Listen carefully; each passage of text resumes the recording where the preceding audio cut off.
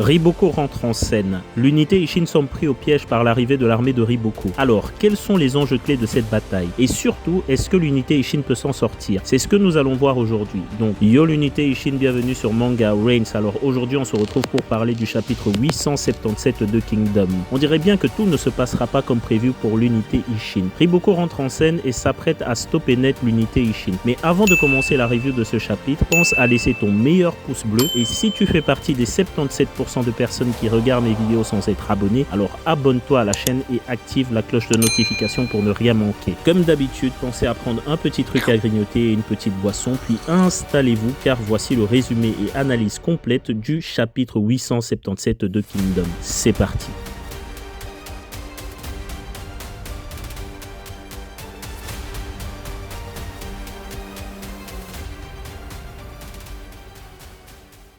Shintai Taichou Shin Mae!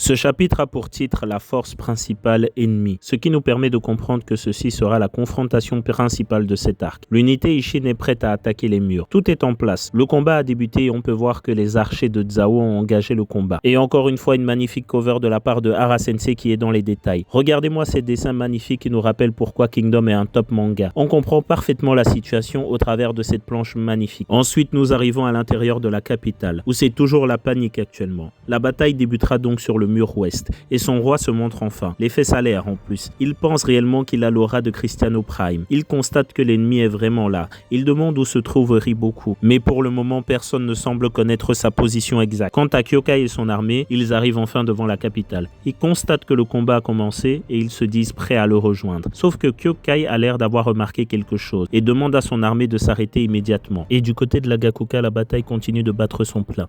Les deux armées se valent et le combat est très équilibré pour le moment. Un messager prévient Muten. Les généraux Rikusen et Aizen gardent leur poste. Ensuite, un autre messager arrive. La Isshin est arrivée à Kantan et le combat a déjà débuté. Ils ont l'air à la fois surpris et satisfaits de la rapidité des soldats de Shin. Muten se lance alors dans une profonde réflexion. Il comprend que quelque chose cloche. Les choses se passent un peu trop bien et il se demande comment cela est possible. Où sont donc passés le gros des forces ennemies? Nous avons également des nouvelles de l'armée de Yoko Yoko. Muten assure que l'armée de ce dernier est toujours en plein combat. Il se dit que si sa théorie se confirme, cela conduirait à la défaite des trois armées en place. Muten se dépêche alors d'envoyer un messager prévenir Rikusen et Aizen de reformer les rangs. Ils partent vers Kantan car il en va de la survie de l'unité Isshin. Il fait également parvenir un message à Karyoten. Du côté de Kantan, Shin est prévenu que Kyokai et son armée sont arrivés. Il se dit qu'ils ont bien besoin d'un coup de pouce, mais à sa droite, il constate une silhouette d'un homme à cheval. Et ce n'est autre que Riboku. La tête que fait Shin est juste incroyable. On croirait presque qu'il a peur de Riboku lui-même. Et Riboku arrive en mode antagoniste final, cela donnerait presque l'impression qu'on assistera au plus grand duel du manga. Mais non, il n'est pas venu seul, il vient avec une grande armée, probablement celle que cherchait Muten. Et c'est ainsi que se termine ce chapitre. On comprend enfin pourquoi Riboku avait envoyé un message au palais. Il compte sûrement profiter de l'infériorité numérique de la Isshin et des murs du château pour les anéantir définitivement. Il passe maintenant à l'offensive étant un piège à l'unité Isshin. Ça a l'air vraiment incroyable de fou, mais ça n'est pas vraiment une surprise, car Riboku est le maître à tendre des pièges. Bon, maintenant que nous avons passé en revue tous les éléments importants du chapitre, je vais vous expliquer pourquoi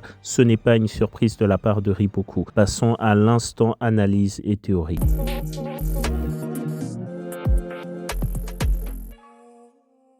Pourquoi je vous disais que cette arrivée de Riboku n'est absolument pas une surprise? C'est tout simplement parce que cela correspond à plusieurs de ses manœuvres auparavant. Et avec le message qu'il avait envoyé au palais dans le chapitre précédent, on pouvait déjà entrevoir le fait qu'il avait préparé un plan. Riboku est selon moi le maître à tendre des pièges et il l'a déjà montré à plusieurs reprises par le passé, face au grand général Okiyu ou encore Dukio. Mais là, il n'y a plus Oken pour lui sauver les fesses, car c'est toujours Oken qui a dû finir le travail et éliminer le grand général ennemi. Et maintenant, Riboku a complètement isolé l'unité Isshin, pendant que toutes les armées sont déjà occupées. L'unité Isshin se trouve actuellement au bord du désespoir et c'est normal, car au chapitre 856, on apprenait que Riboku avait donné au numéro 1 des archers une liste de cibles à abattre durant cette guerre, dont Yotanua qui a déjà été mise hors d'état de nuire. Mais Muten et surtout Shin en faisaient également partie. Ce dernier disait déjà que Shin occupait énormément les pensées de Riboku. On peut donc déduire que maintenant que ce dernier est mort, il fallait réagir. Riboku vient donc en personne faire le nettoyage. Au chapitre 866, Riboku s'était déjà promis d'anéantir l'armée de Kin, au point où celle-ci ne pourrait plus jamais se relever. Et maintenant on comprend enfin pourquoi la Isshin a pu assez facilement arriver devant la capitale. Au chapitre 864, Riboku disait déjà que la présence des jeunes généraux serait problématique. Et on pouvait déjà comprendre que Riboku comptait en finir avec Shin et son armée. L'unité se trouve pris au piège, ils doivent gérer le siège et maintenant l'armée de Riboku. Pour Shin, la retraite semble presque impossible. C'est pourquoi Muten doit les rejoindre au plus vite pour les sauver. Par contre, je m'attends à ce que ceci soit la dernière confrontation entre Shin et Riboku. Et puisque Riboku avait déjà montré par le passé qu'il était capable de se rendre en première ligne et combattre, pourquoi ne pas marquer le coup avec un duel contre Shin? Même si j'aimerais voir Shin le démolir, on constate que Shin est plus que surpris de voir Riboku arriver. Ils ne sont que 10 000 hommes et au vu de la tête que fait Shin, il paraît évident que Riboku est venu avec une armée bien supérieure à celle de Shin, d'où la peur dans ses yeux. Et si la Gakuka n'arrive pas à temps, il en sera fini de Shin et de ses hommes.